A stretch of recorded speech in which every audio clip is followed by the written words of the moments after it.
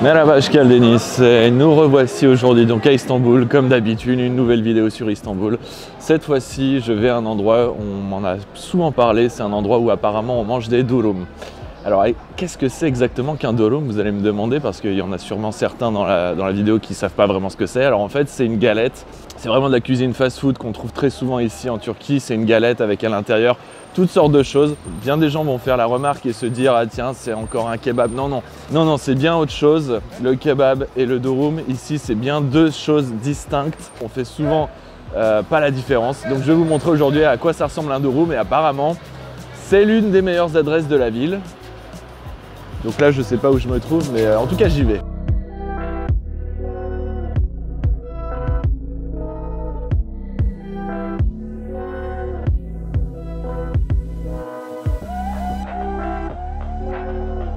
Yeah, well, I think the specialty is the Adana durum, you said, right? Okay, so one Adana durum, beer Adana durum, and beer ayran.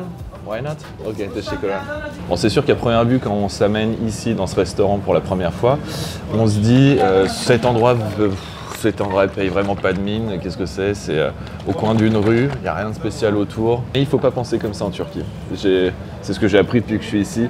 Il y a souvent des endroits comme ça, très méconnus des touristes, évidemment, qui valent vraiment le détour. Comme je viens de voir sur le menu, la 60 livres turques, donc la Adana durum, ce que j'ai pris, plus un ayran. L'ayran, il coûte 15 livres turcs. Donc vous ferez la conversion. Là, on est en 2023, le janvier 2023. Donc 1 euro est égal à 20 livres,30 à ce jour. Donc quand vous faites la conversion, vous imaginez bien que ça coûte rien du tout en euros. Mais alors rien. Alors voici la bête, voici la maxi bête. Un durum, ça ressemble à ça. Et en plus, ça a vraiment, au niveau de la galette, ça a l'air d'être vraiment très appétissant. Donc pour faire simple, en fait, ils mettent donc, moi j'ai commandé un Adana durum. Et pour faire simple, à l'intérieur, c'est de la viande de bœuf, je crois.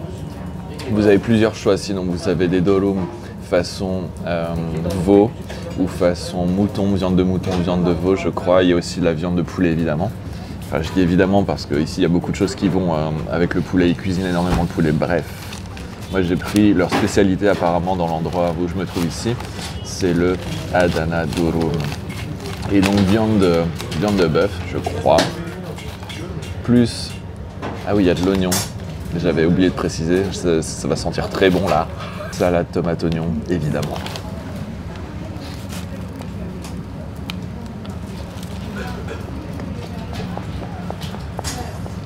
Des durum, j'en ai mangé beaucoup ici depuis que je suis ici.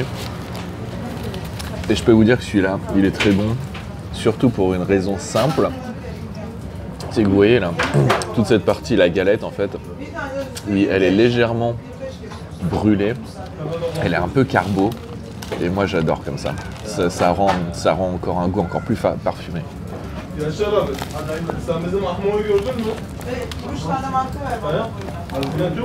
Parce qu'ils cuisent en fait, je vois là, je suis en face de la cuisine. En fait, ils cuisinent ça au feu de bois. Donc forcément, ça relève encore plus le goût, je trouve. Ça rend vraiment la chose super appétissante, j'adore. Wow, c'est pas foutu de moi, c'est vraiment un délice ici. Wow. Et c'est pas partout comme ça. Parfois la galette, elle peut être assez fade. Et puis évidemment les produits que vous mangez à l'intérieur, la viande, etc. Le goût, vous le ressentirez sûrement peut-être moins à certains endroits. Ici, là, c'est quasi du sans faute. Je vais m'empresser de finir ça. En tout cas, m'empresser, ce serait bête. En tout cas, je vais essayer de le déguster. Et ensuite, c'est pas fini. Vu que je suis dans le quartier de Taksim, je vous amène à un endroit où m'en dire des nouvelles. Aujourd'hui, on va se faire plaisir côté bouffe, ça c'est clair. Alors, je viens de quitter le restaurant où je viens de manger quelque chose, un durum qui était si délicieux. Là, je suis presque plein, mais presque. Parce que maintenant, je vous emmène dans un deuxième endroit.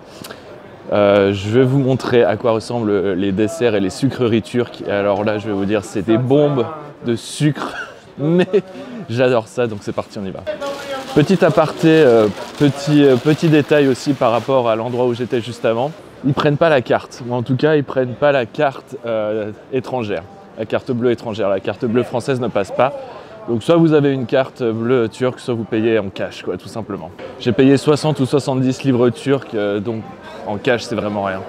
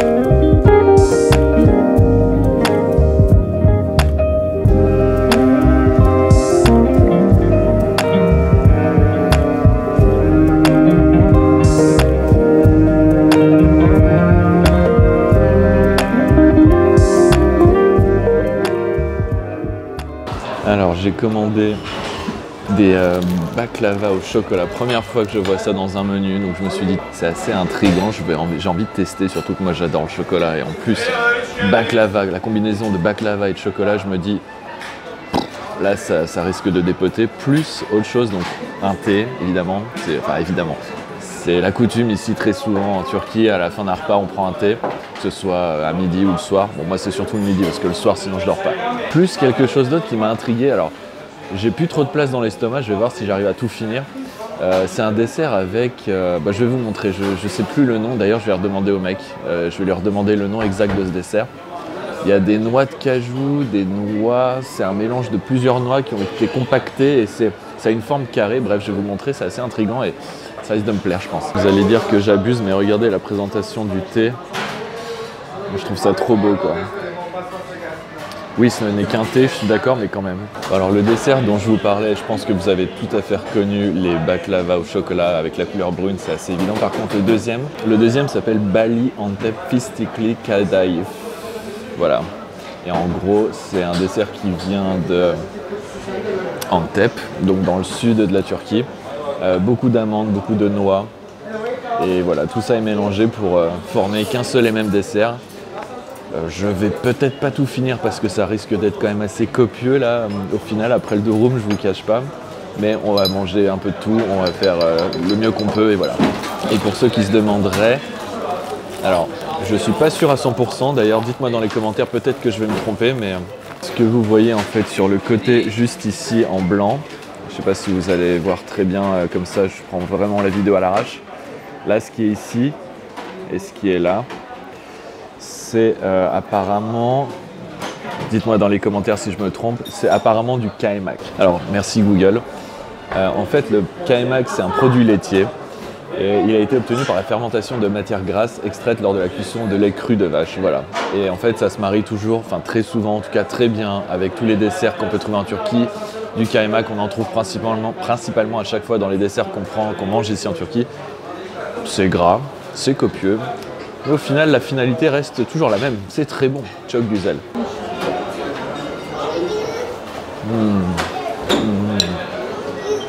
Alors, je teste en premier le dessert dont j'ai oublié le nom. Un régal. Et ce qui est marrant, c'est que ça ressemble énormément au niveau du goût. Ça ressemble à du kunefe, pour ceux qui connaissent. Ça a la même base au niveau de la pâte en dessous. Et je vous montre, ça c'est la pâte, la chose un peu jaune, là, un peu colorée en jaune. Cette base-là, c'est la même en fait que pour le kunefe, je reconnais. Par contre, le kunefe, ce qui change, c'est que par au-dessus,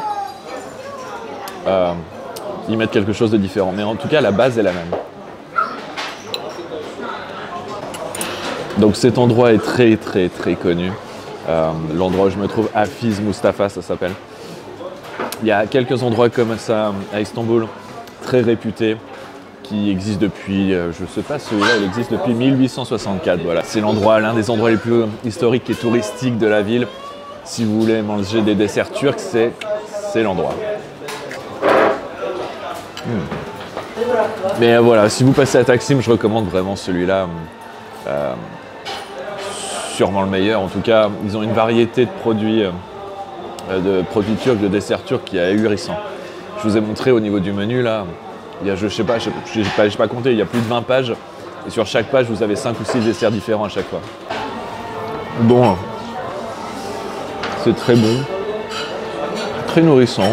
On aime, je dirais même que ça blinde tout ce que nécessaire, mais je peux pas finir là-dessus. Il me reste encore les baklava au chocolat, j'y ai même pas touché. Et j'ai même pas fini le premier. Je vais exploser. En fait, je vais manger la moitié d'un et la moitié de l'autre parce que waouh, c'est tellement balèze. Allez, maintenant, je m'occupe de celui-ci. Baklava chocolat. Présentation plutôt jolie. Waouh. Faut que je vous montre ça. Regardez quand on coupe le bruit que ça fait.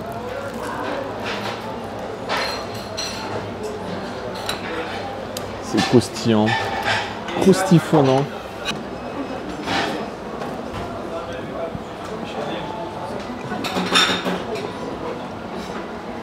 Intéressant. Des baklava, vous en trouverez plein différents. En Turquie, vous en trouverez plein différents au niveau des saveurs, que ce soit des baklava aux amandes, au chocolat comme celui-là, à la rose, à la vanille. Bref, ils utilisent n'importe quel parfum, tous les parfums qui existent pour vous présenter des baklava ensuite. Et ceux au chocolat, j'avais jamais testé. Bah, on dirait presque un brownie en fait, avec la texture du baklava plus le goût du chocolat. C'est très surprenant le rapport que je fais entre le baklava et le brownie, mais franchement, celui-là, vous mangez du baklava au chocolat, vous avez en bouche l'impression de manger du brownie. C'est assez surprenant et captivant à la fois.